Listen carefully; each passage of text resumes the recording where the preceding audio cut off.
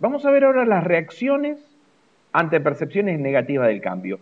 Es muy interesante porque en los videos anteriores vimos las distintas etapas. Ahora vamos a ver realmente las conductas que generan la reacción al cambio. Y fíjense que pueden ser pasivas o activas. Pasivas donde uno no genera una reacción que el otro sabe. Son reacciones internas, son gestos sin ir al ataque.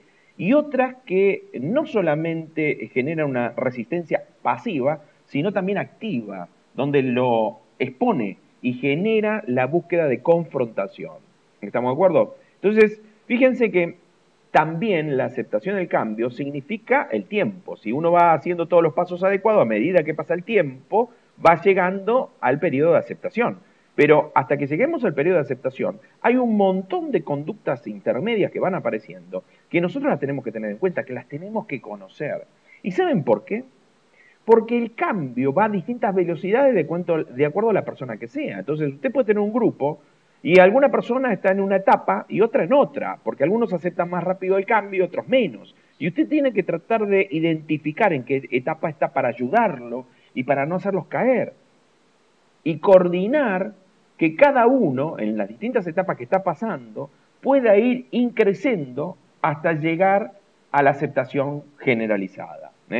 Ahí está lo complicado, que cada persona tiene su tiempo, cada persona tiene la aceptación al cambio más rápido o menos rápido, y nosotros trabajamos con un grupo que es heterogéneo. Y tenemos que verificar cómo vamos aceptando el cambio en las diferentes velocidades. Y tenemos que tener paciencia para los que tienen menos velocidad, para esperarlos, para incorporarlos, hasta que se genere el hábito en todo el grupo. Que ahí llega el momento de aceptación e internalización total del cambio que se ha generalizado, ¿no es cierto? A medida que los individuos van superando las distintas etapas de su transición, va cambiando el grado de apoyo que brindan al cambio.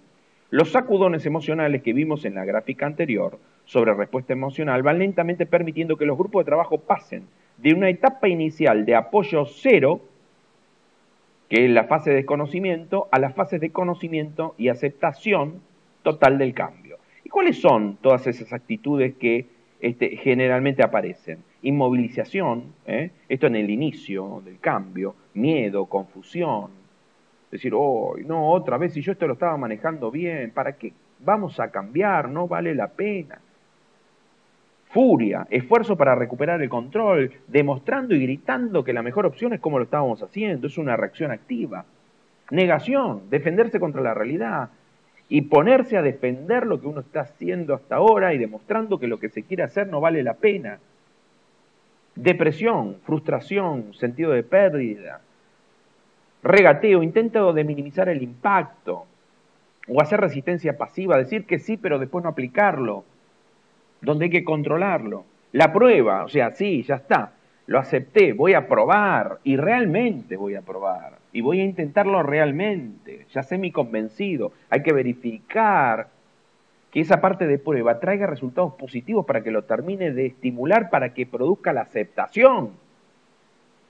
Y una vez que se produce la aceptación, la institucionalización, o sea, todo el mundo lo va a aplicar, y la internalización, o sea, la generación de hábitos.